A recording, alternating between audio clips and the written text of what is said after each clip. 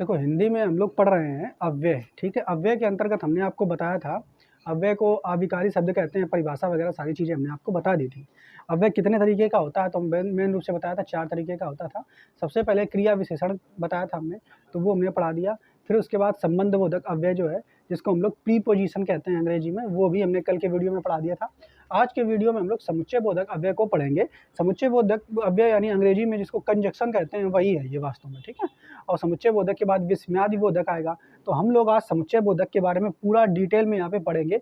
हालांकि जो अव्यय चैप्टर है, ये हिंदी में एक कठिनतम टॉपिकों में से एक है, लेकिन फिर भी हम इसको सिस्टमेटिक ढंग से पढ़ रहे हैं। बस आपको करना क्या है, बार बार आप इसको रिकॉल करेंगे तो चीज़ें याद रहेंगी। अन्यथा ये कठिन टॉपिक है, और अगर एक सिस्टमेटिक ढंग से ना पढ़ाया जाए तो बिल्कुल भी पल्ले नहीं पड़ता है, समझ में नहीं आएगा कौन सा क्या कहाँ आ गया। तो हमने उस तरीके से पहले लिख दिया है, और लिखने के बाद आपको समझा देंगे।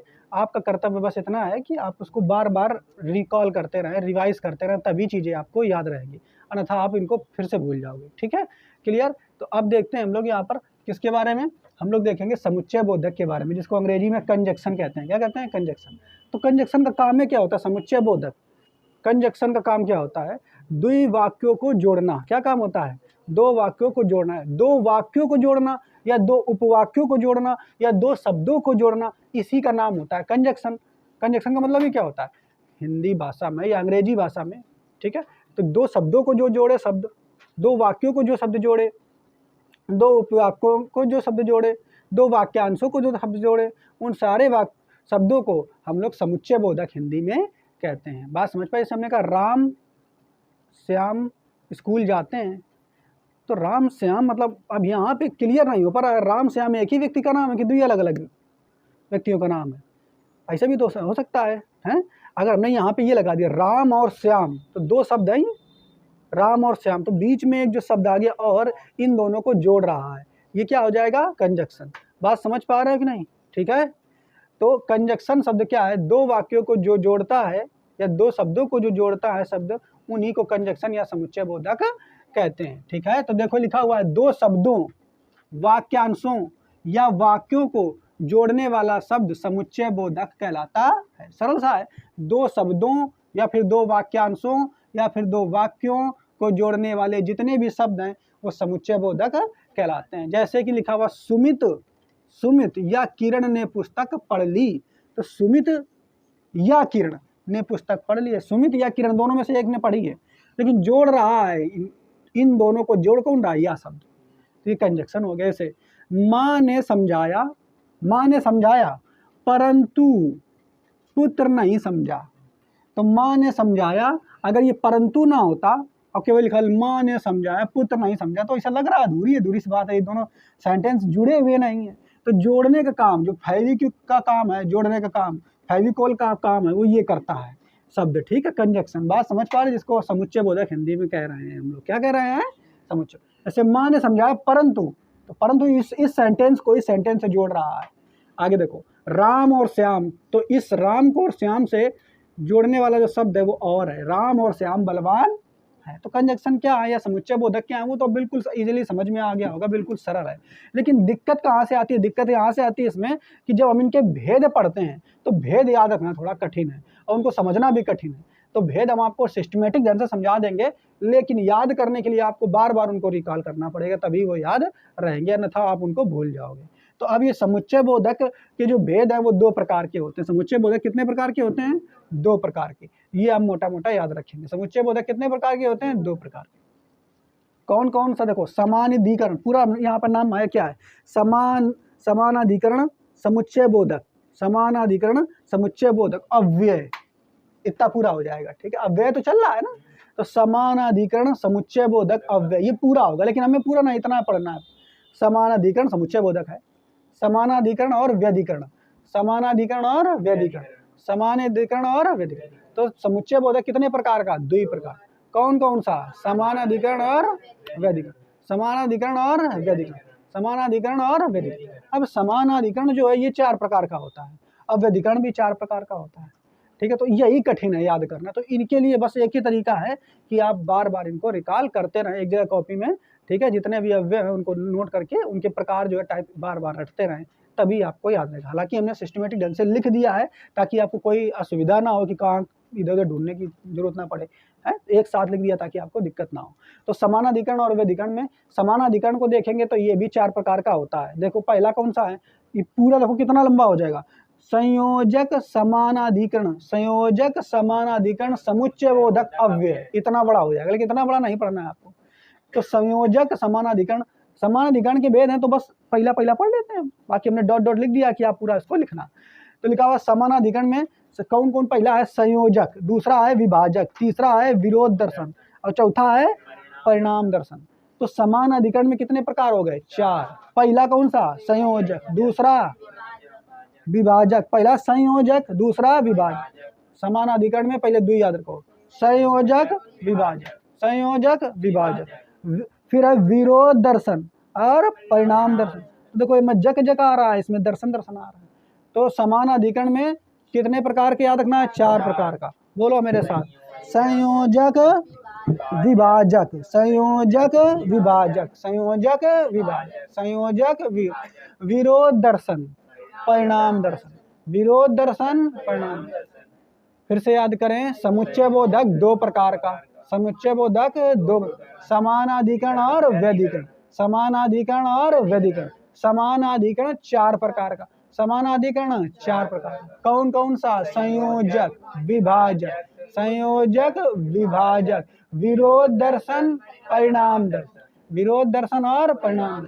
याद रहेगा, ऐसे आपको बार बार पढ़ना तभी याद होगी, एक बार में सब चीजें नहीं याद होगी, ठीक है, रिकॉल आपको करना पड़ेगा। आप सोच लो कि एक ही बार में सब हो जाए तो नहीं होगा। व्यधिकरण को देखो ऐसे याद करें, ये भी 4 प्रकार का।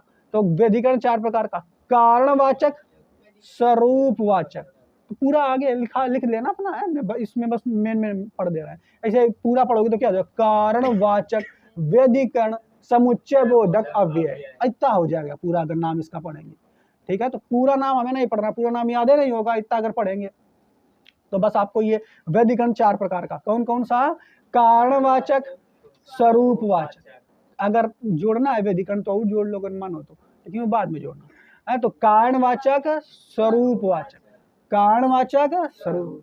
व्यधिकरण कितने प्रकार का, 4 प्रकार का, कौन कौन सा, कारणवाचक, स्वरूपवाचक, कारणवाचक, स्वरूपवाचक, उद्देश्यवाचक, संकेतवाचक, उद्देश्यवाचक और संकेत।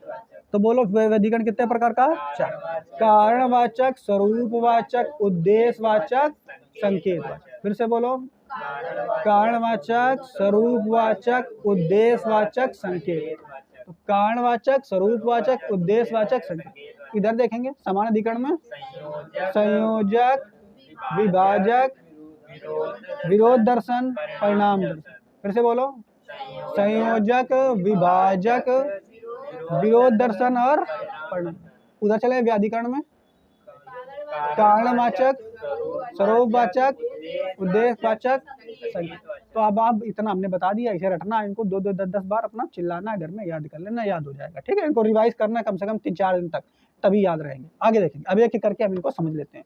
तो समानाधिकरण समुच्चय बोधक जो है, इसके बारे में क्या लिखा हुआ है, समानाधिकरण, नाम है समानाधिकरण, समान आ रहा है, समानाधिकरण समुच्चय बोधक। तो समानाधिकरण बोल रहा है मतलब इसमें कंजक्शन जो है, दोनों जो चीजें जुड़ रही होंगी वो समान होंगी, समानाधिकरण समुच्चय बोधक, नाम है समानाधिकरण समुच्चय बोधक।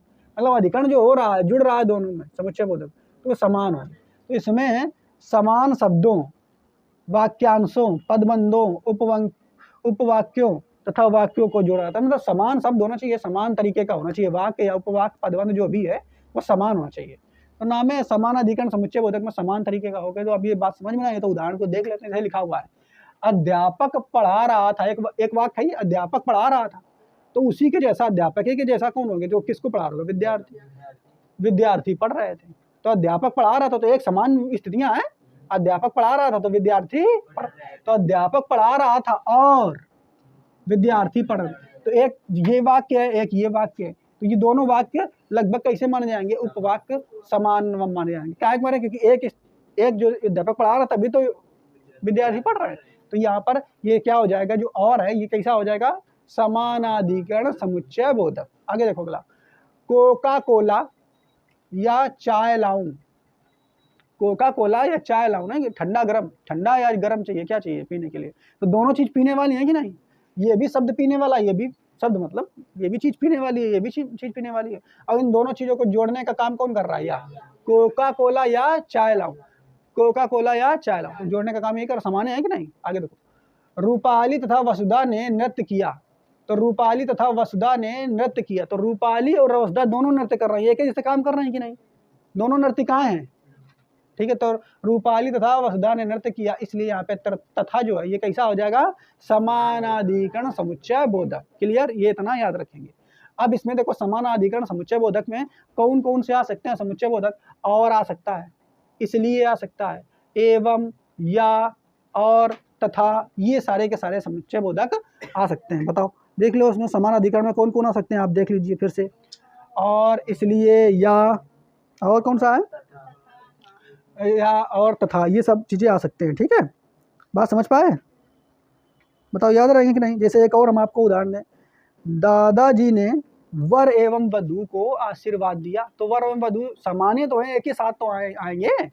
तो दादाजी ने वर एवं वधू को, तो एवं जो शब्द है ये समानाधिकरण वाला हो जाए। कैसा हो जाएगा?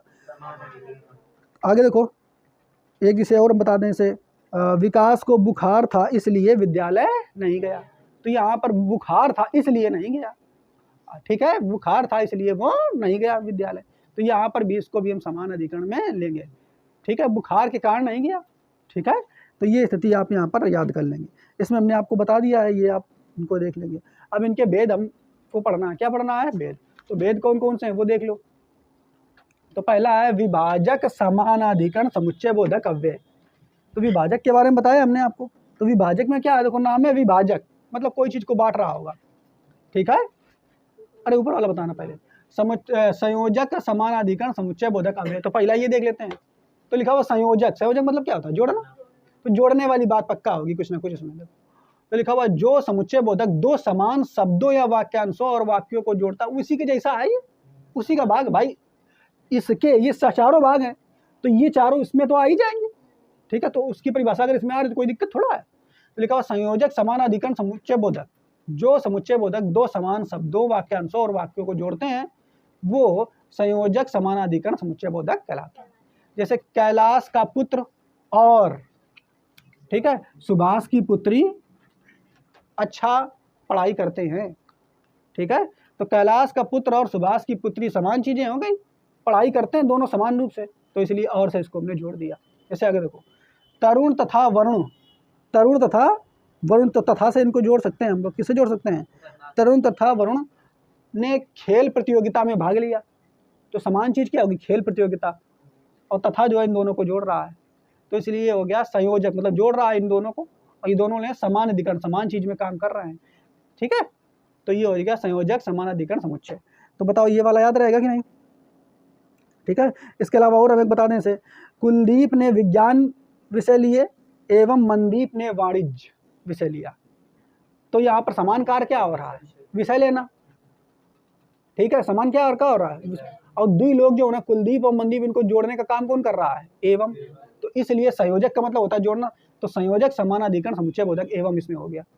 ठीक है, तो एवं एक बता दिया। एक और बता दे तो मैं, जैसे रितिका समोसा खिलाएगी, रितिका समोसा खिलाएगी व ऋतु जलेबी खिलाएगी।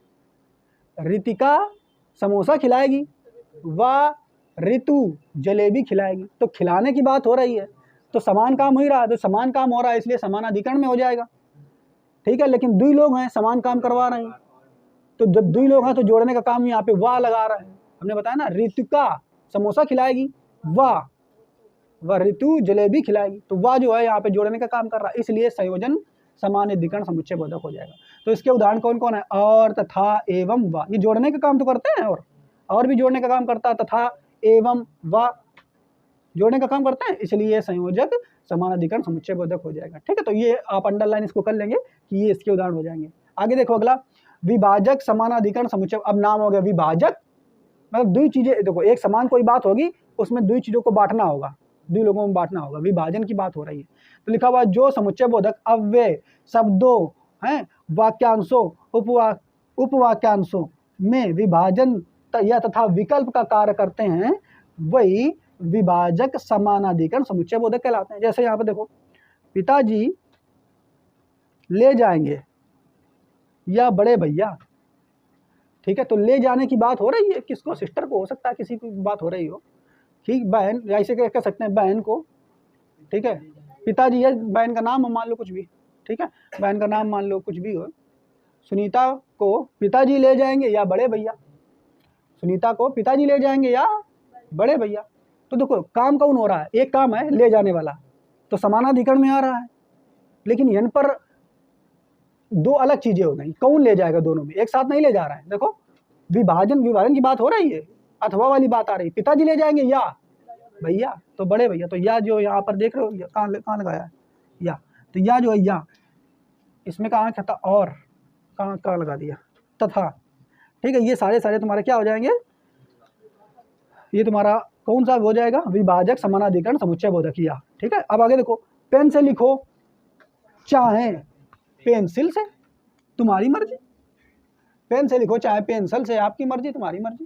तो देखो समान काम का हो रहा है, लिखने वाला, लेकिन यहाँ पर विभाजनों के तो काम ही रहो कि पेन से लिखो या पेंसिल, विभाजन काम ही रहो। तो जो यहाँ चाहे शब्द है, ये चाहे शब्द क्या हो जाएगा, ये शब्द हो जाएगा विभाजक, ये विभाजित ही करता है, चाहे तुम आओ चाहे वे आए, लेकिन हमारा काम करो है, राम आए चाहे श्याम आए, राम आए चाहे श्याम आए, ठीक है, हमारा काम करो, हो जाएगा कि नहीं। तो विभाजित कर रहे हैं, दिन में कुछ हुआ है, एक काम करो आज, तो विभाजन का काम हो रहा है, ठीक है। जैसे और उदाहरण तुम्हें देते हैं, जैसे यहाँ पे लिखा हुआ है, रंजना गिटार बजाती है ना कि सितार बजाती है। जैसे यहाँ पे देखो, रंजना गिटार बजाती है ना कि सितार बजाती है, तो यहाँ भी तो विभाजन की बात हो रही है, बजाने की बात हो रही है, बजाने वाली चीज समान है, ठीक है, समान है, तो समानाधिकरण में हो जाएगा। लेकिन विभाजक भी तो हो रहा है, किसको बजाती है, या तो गिटार, अगर ऐसे होता रंजना गिटार बजाती है और सितार भी बजाती है, तो संयोजन समानाधिकरण समुच्चय बोधक हो जाता। और लेकिन यहाँ पे क्या कह रहा है, रंजना गिटार बजाती है ना कि सितार, तो यहाँ ना की जो शब्द है क्या हो जाएगा, विभाजन समानाधिकरण समुच्चय बोधक, ठीक है। और जैसे यहाँ पे देखो, जूते खरीद लो अथवा चप्पलें ले लो। अब पिताजी जो है दुकान पे ले गए, तुमसे कह रहे जूते खरीद लो अथवा चप्पल ले लो, या भी लग सकता है जूते खरीद लो अथवा मतलब एक चॉइस दे रहे हैं कि जूते खरीद लो, विभाजन कर रहा है कि दोनों में एक कौन खरीदो, जूते खरीद लो या चप्पल खरीद लो, जूते खरीद लो अथवा चप्पल खरीद लो। तो अथवा शब्द जोड़ तो रहा है, खरीदने की बात हो रही है समान, इसलिए समानाधिकरण हो गया। अब अथवा जो है ये विभाजक कर रहा है, इसलिए विभाजक समानाधिकरण, उतना कठिन नहीं है, आप करोगे तो आ जाएगा, ठीक है। इसके अलावा एक और एवं वाला बता दिया, एवं वाला, अरे सॉरी एवं वाला नहीं, वो वाला बता दिया, ना वाला, ना तो बता दिया। हाँ, तैयार हो जाओ नहीं तो माताजी डांटेंगी, तैयार हो जाओ नहीं तो, यहाँ भी देखो विकल्प दे रहा है कि तैयार हो जाओ नहीं तो माताजी डांटेंगी। तो इसके उदाहरण देखो, या नहीं तो, ना की, अथवा चाहे या, ठीक है। तो ऐसे आप इनके भी विभाजन वाले भी आपको याद कर लेना है। आगे देखो, विरोध दर्शन समानाधिकरण समुच्चय बोधक। तो विरोध दर्शन में क्या है, उसमें विरोध की बात हो रही होगी, लिखा हुआ है दो शब्द जो विरोधी वाक्यों को जोड़ते हैं, नाम है विरोध दर्शन, विरोध का दर्शन हो रहा है, यानी ऐसे दो शब्द जो विरोधी वाक्यों को जोड़ रहे होंगे इसमें। अच्छा देखो, सुरेंद्र ही नहीं आया बल्कि बबली आई, ठीक है, बल्कि कौन आई, बबली। तो सुरेंद्र ही नहीं आया बल्कि, तो बल्कि शब्द जो है विरोधी वाला काम हीरो, देखो का विरोध का विरोध वाला काम हीरो, एक सुरेंद्र नहीं आया, ना आने का काम कर रहा हो, और ये आने का काम कर रही, तो अपोजिट नहीं हो गया, विरोध वाला काम हीरो, विरोध दर्शन। तो सुरेंद्र ही नहीं आया बल्कि, तो यहाँ पर आगे देखो, बहन को जाना था लेकिन भाई चला गया, बहन को जाना था लेकिन भाई, जाना बहन को था, विरोध वाला काम हीरो एक नहीं, बहन को जाना था लेकिन भाई चला गया, ठीक है। तो ये इसके उदाहरण हो जाएंगे। और इसके अलावा और देख लो,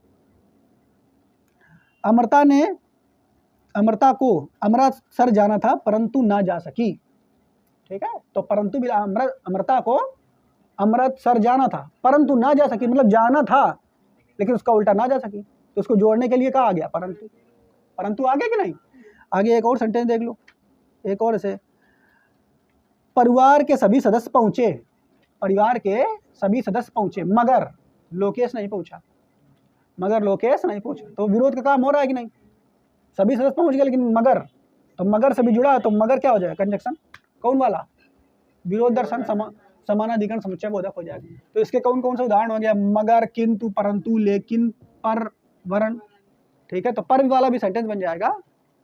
ठीक है, जैसे मैं स्कूल पहुंच गया पर मेरा दोस्त नहीं पहुंचा। ठीक है, तो ऐसे बना सकते हो अपना। आगे देखो, परिमाण दर्शन समानाधिकरण। ठीक है, समुच्चय बोधक। तो जो समुच्चय बोधक दो वाक्यों को मिलाकर, ठीक है, दूसरे वाक्य को पहले वाक्य के परिमाण के रूप में दिखाता है। मतलब ये क्या है? तो यहाँ पे देखो, दूसरे वाक्य पर पहले वाक्य का परिमाण लगा होगा, कुछ ना कुछ। क्या परिमाण लगा होगा? देखो परिमाण क्या है दूसरे वाक्य पर। देखो इधर, बांध टूट गया इसलिए पानी भरा। बांध टूट गया, यानी दूसरे वाक्य पर पहले वाक्य का जो है परिमाण भरा होगा, दिखा रहा होगा। इसमें परिणामे परिमाण दर्शन, मतलब दूसरे वाक्य पर पहले वाक्य का जो है परिमाण पड़ रहा होगा। नहीं बात समझ पाए? अच्छा, बांध न टूटता तो पानी भरता क्या? यानी पहले वाक्य का परिमाण दूसरे वाक्य पर पड़ रहा है। ठीक है, और उसको जोड़ने वाला जो हो जाएगा समुच्चय बोधक, वो हो जाएगा परिमाण दर्शन समानाधिकरण समुच्चय बोधक। बांध टूट गया इसलिए पानी भर गया। ठीक है, दूध नहीं था अतः चाय नहीं बन सकी। दूध नहीं था अतः चाय नहीं बन सकी, तो ये परिमाण है, दूध नहीं था अतः चाय नहीं, इसलिए भी तो बना सकते हो, लिख सकते हो। तो दूध नहीं था अतः चाय नहीं बन सकी। इसके अलावा समय पर पहुंचो ताकि प्रधानाचार्य से मिल सको, तो समय पर पहुंचोगे तभी प्रधानाचार्य से मिल सकोगे। ठीक है, रेल की टिकट नहीं मिली। अगला देखो, रेल की टिकट नहीं मिली अन्यथा कृष्णचंद्र अवश्य आता। ठीक है, तो रेल की टिकट नहीं मिली, इसका परिमाण दूसरे सेंटेंस पर पड़ रहा है कि नहीं? दूसरे वाले वाक्य पर। तो रेल की टिकट नहीं मिली अन्यथा कृष्णचंद्र आ जाता, मिल जाती तो आ जाता, पड़ रहा है कि नहीं? तो अन्यथा हो गया। जैसे और ड्राइवर लापरवाही से बस चला रहा था अतः दुर्घटना हो गई, या फलता दुर्घटना हो गई। ठीक है, तो इसमें देखो कौन कौन शब्द आ सकते हैं? अन्यथा, इसलिए, फलता, ताकि, अतः। ठीक है, ये सेंटेंस ये तुम्हें देखना है, ये कौन से हो जाएंगे? परिणाम को दिखाते हैं। क्लियर? तो इसके चारों हमने क्लियर करा दिया, आपको समझ में आ गया होगा। कौन किसके चारों क्लियर करा दिया? समानाधिकरण समुच्चय बोधक के। ठीक है, चारों हमने क्लियर करा दिया, आपको इनको बस बार बार देखना है और पढ़ते रहना है। अब देखेंगे व्याधिकरण जो है समुच्चय बोधक, इसमें क्या कहलाएगा? तो ऐसे समुच्चय बोधक जो वाक्य में एक या अधिक आश्रित उपवाक्यों को जोड़ते हैं। इसमें क्या है व्याधिकरण? मतलब एक या एक से अधिक जो उपवाक्य है जो कि आश्रित है एक दूसरे पर, उनको जोड़ते हैं। जैसे यहाँ पर आश्रित था ये, तो इसमें ऐसे ही आश्रित उपवाक्यों को जोड़ा जाता है। नहीं, इसमें नहीं था, देखो ये वाला जो वाक्य है इस पे आश्रित था, तो व्याधिकरण में ऐसा ही होता है। ठीक है, कि आश्रित उपवाक्यों को जोड़ा जाता है। क्लियर? जैसे यहाँ पर देखो, संजय चला गया क्योंकि उसके सर में दर्द था। तो संजय चला गया, क्यों चला गया भाई? क्योंकि उसके सर में दर्द था। तो ये बताओ, चला गया, उसके सर में दर्द था इसीलिए तो चला गया, यानी ये वाला जो वाक्य है ये इस पे आश्रित है। ठीक है, तो इसलिए व्याधिकरण हो गया ये। तो व्याधिकरण में क्या होता है? दो उपवाक्य जो होते हैं वो एक दूसरे पर आश्रित होते हैं। जैसे आगे देखो, मैं जा रहा हूं ताकि आराम कर सकूं। मैं जा रहा हूं, मैं घर जा रहा हूं ताकि आराम कर सकूं, पढ़ाते पढ़ाते थक गया हूं ना, तो ये आश्रित है। ठीक है, बात नहीं समझ पा रहे हो? तो व्याधिकरण में कुछ नहीं याद रखना है, बस एक दूसरे पर आश्रित होते हैं। बात क्या होते हैं? जबकि समानाधिकरण में चीजें समान होती हैं लगभग। ठीक है, जैसे एक और, तो ये आपको समझ में आ गया व्याधिकरण के भेद कौन कौन है। व्याधिकरण के भेद हमने आपको बताया था, कारणवाचक व्याधिकरण वाला, ठीक है, दूसरा स्वरूपवाचक, तीसरा उद्देश्यवाचक और संकेत। अब एक एक करके हम पढ़ लेते हैं। कारणवाचक व्याधिकरण समुच्चय बोधक। तो कारणवाचक नाम है, उसमें कारणवाचक आ रहा, तो कारण होगा, एक वाक्य का कारण दूसरे पर होगा, इसे कुछ होगा। देखो, समुच्चय बोधक जो वाक्य को कारण सूचक वाक्यों से जोड़ते हैं। ठीक है, जैसे देखो, टेलीफोन कट गया क्योंकि बिल जमा, कारण तो है, क्यों कट गया भैया? टेलीफोन बिल नहीं जमा था, तो इसी का कारण इस कारण कट गया। ठीक है, तो क्योंकि से जुड़ गया। जैसे बिजली जाने के कारण घर में अंधेरा छा गया, तो अंधेरा छा गया, यूं भैया ए ई टेंस पर अंधेरा छा गया घर में, ए पर के खे पर वापर रहो, खे पर तो हमने बताया कि भैया एमा उपवाक्य एक दूसरे पर आश्रित रहा था कि एमा अवैधिकरण वाले में, और उनको जो आश्रित है उनको जोड़ने के लिए कौन ना कौन समुच्चय बोधक आएगा। ठीक है, तो बिजली जाने के कारण घर में अंधेरा छा गया। ठीक है, आ रही मेरी बात समझ में? जैसे और देखो, और बता दें, जैसे पिताजी ने रुपए नहीं भेजे इसलिए तुम्हारी फीस जमा ना हो सकी। ठीक है, तो पिताजी ने नहीं भेजे इसलिए नहीं जमा हो सकी, तो कारण है कि नहीं। आगे से और भी बना सकते हो आप। ठीक है, तुमने बहुत अच्छी मेहनत की, तुमने बहुत कठिन परिश्रम किया, इसलिए तुम कक्षा में सर्वश्रेष्ठ आ सके। ठीक है, तुमने बिल्कुल मेहनत नहीं किया इसलिए तुम फेल हो गए। तो कारण परिमाण वाले इसमें सेंटेंस आ जाएंगे। देखो उदाहरण लिया, जो कि, इसलिए, के कारण, क्योंकि, इसलिए और की। ठीक है, इसके ये प्रमुख उदाहरण दिए गए हैं कारण व्यधिकरण समुच्चय बोधक के। आई मेरी बात समझ में कि नहीं? आगे उधर चलते हैं आप लोग। स्वरूप वाचक व्यधिकरण समुच्चय बोधक। तो इसमें क्या है, समुच्चय बोधक जो बाद वाले उपवाक से पूर्व लगकर प्रथम वाक्य के स्वरूप को स्पष्ट करते हैं। क्या कह रहा है देखो, स्वरूप वाचक है ना, तो इसमें कह रहा है कि समुच्चय बोधक शब्द जो बाद वाले उपवाक से पहले लगा करके प्रथम वाले वाक्य के स्वरूप को स्पष्ट करते हैं। यानी बाद वाले के पहले लगेगा, कौन लगेगा, यही कंजक्शन देखा हम लोग समुच्चय बोधक कह रहे हैं, वो लगेगा। अब पहले वाले का इसको स्वरूप को स्पष्ट करता है। देखो कैसे कर रहा है, पूरी कक्षा मानती है कि मनोज सर्वश्रेष्ठ अध्यापक है। ठीक है, तो ये वाले वाक्य कहाँ लगे, बाद वाले उपवाक के पहले लगे, और किसके स्वरूप को स्पष्ट कर रहे हैं, प्रथम वाक्य के स्वरूप को स्पष्ट करते हैं। तो कि मनोज सर्वश्रेष्ठ अध्यापक है, ये कौन मानते हैं, पूरी कक्षा मानते हैं। ठीक है, तो मतलब आश्रित तो है एक दूसरे पर, तो तुरंत इसमें तो बता ही नहीं पाओगे, ये के लिए बता ही लोगे यार आसानी से, आश्रित वाले हैं इसलिए कौन सा व्यधिकरण वाला हो गया। ठीक है, तो पूरी कक्षा मानती है कि मनोज सर्वश्रेष्ठ अध्यापक है। ऐसे बिहारी द्वारा लिखे गए दोहे, अर्थात गागर में सागर। ठीक है, तो गागर में सागर इनके द्वारा लिखा गया दोहा है। ठीक है, तो और भी देख सकते हो। इसके अलावा और कौन सा, मान लो चंदन मूर्ख नहीं है जो तुम्हारी बातों में आ जाएगा। ठीक है, चंदन मूर्ख नहीं है जो तुम्हारी बातों में आ जाए। ठीक है, बातों में आ जाए तो मूर्ख हो, तो दूसरे वाले का पहले पर प्रभाव पड़ रहा है। ठीक, पहले स्वरूप पड़ रहा है। क्लियर, तो बस यही बातें हैं पूरी। और ये बताई चुकी है, भ्रष्टाचारी नेता ऐसा भाषण दे रहा है, भ्रष्टाचारी नेता ऐसा भाषण दे रहा है मानो कि धर्मपुत्र युधिष्ठिर हो। ठीक है, मानो कि धर्मपुरुष युधिष्ठिर हो, तो ये भी इसमें हो जाएगा। इसके कौन हो जाएगा, यानी, मानो कि, जो, अर्थात, ये सब इसमें आ जाते हैं। ठीक है, आगे बचा उद्देश्यवाचक व्यधिकरण समुच्चय बोधक। तो इसमें उद्देश्य बता रहा होगा, बस वो कुछ ऐसे समुच्चय बोधक जो प्रथम उपवाक के उद्देश्य को प्रकट करते हैं। मतलब इसमें संबंधे बता रहे हैं एक दूसरे को, और कुछ नहीं है। जैसे चाबी वाले को बुलाओ ताकि ताला खोला जा सके या खुले। ठीक है, चाबी वाले को बुलाओ ताकि ताला जो है खुले।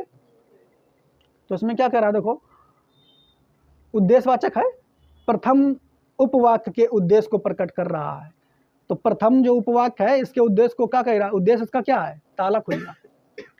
भैया चाबी वाले को बुलाओ, तो इसका उद्देश्य क्या है, ताकि ताला खुले। तो पहले वाक्य का जो उद्देश्य ताला खुलना है, इसका उद्देश्य क्या है, ताला खुलना। तो ये कंजक्शन ताकि यहाँ पे लगा हुआ। देखो, रामकली को जाना है इसलिए तैयार हो रही है, तो पहले वाक्य का प्रभाव से पड़ रहा है, यह उद्देश्य पूरा हो रहा है, तैयार का एक बार हो रही ताकि इसे जाना है। तो इसमें कौन कौन शब्द आ जाएंगे, ताकि, की, इसलिए, जो कि। ठीक है, तो इनको आपको एक नोटबुक में शॉर्ट में लिख लेना और उनको अपना पढ़ते रहना है। संकेतवाचक में देख लो, ऐसे समुच्चय बोधक जो दो उपवाक्यों के शुरू में लगकर दोनों उपवाक्यों को जोड़ते हैं। तो संकेतवाचक में दोनों में शुरू में ये लग जाता है। जैसे देखो, यदि यहाँ पे यदि लगा, यदि अनुपमा परिश्रम करती तो प्रथम आ जाती। तो यदि यहाँ शुरू में लगता है संकेतवाचक में, ये यदि तो एक साथ आएगा। ठीक, जैसे अगर सावधान रहते तो जेब नहीं कटती, जब काम कर लेंगे तब आएंगे। ठीक है, तो जब तब, तो इस तरीके से कारण और परिमाण वाले शुरुआत में इसमें लगा होगा, बीच में एक लगा होगा, तो वो संकेतवाचक वैदिकरण समुच्चय बोधक हो जाएगा। इसके उदाहरण दिए गए यदि, तो, अगर, तो, जब, तब, चाहे, परंतु, यद्यपि, तथापि, इस तरीके से आप यहाँ पे देखेंगे। तो याद करने का बस यही तरीका है कि आप इनको क्या करें, ऐसे रिकॉल करते रहें और साथ ही साथ शॉर्ट नोट बना लें। शॉर्ट नोट कैसे बनाएंगे, ये समुच्चय बोधक लिखेंगे। समुच्चय बोधक में कौन सा हमें पढ़ना है, समुच्चय बोधक में हमें 2 इसके भेद ऐसे बना लेंगे, ठीक है, ये समानाधिकरण और वैधिकरण। अब इसको ऐसे बनाना है अपना, जैसे ये बना दिया हमने, तो इसके सामने से हमने ये लिख दिया, तो इसके सामने इसके अंडरलाइन ऐसे लाइन करके या ब्रैकेट करके इसके जो उदाहरण हमने लिखाए हैं ये लाल लाल वाले पेन से, ठीक है, वो अपना शॉर्ट में लिख लेंगे ताकि आपको ये याद बने रहेंगे इसके उदाहरण, ठीक है। बाकी उदाहरण हमने समझा ही दिया है, आप इसकी परिभाषा से इसको याद ही रख सकते हैं, ठीक है। अब कल हम लोग पढ़ेंगे किसको, इंटरजेक्शन, जिसको हिंदी में क्या कहते हैं, विस्मयादि बोधक, ठीक है, वो कल हम लोग पढ़ेंगे। और निपात एक होता है, वो भी हमें पढ़ना है कल, ठीक है। तो आज के लिए इतना ही, बाकी हम लोग कल इसके बारे में पढ़ेंगे।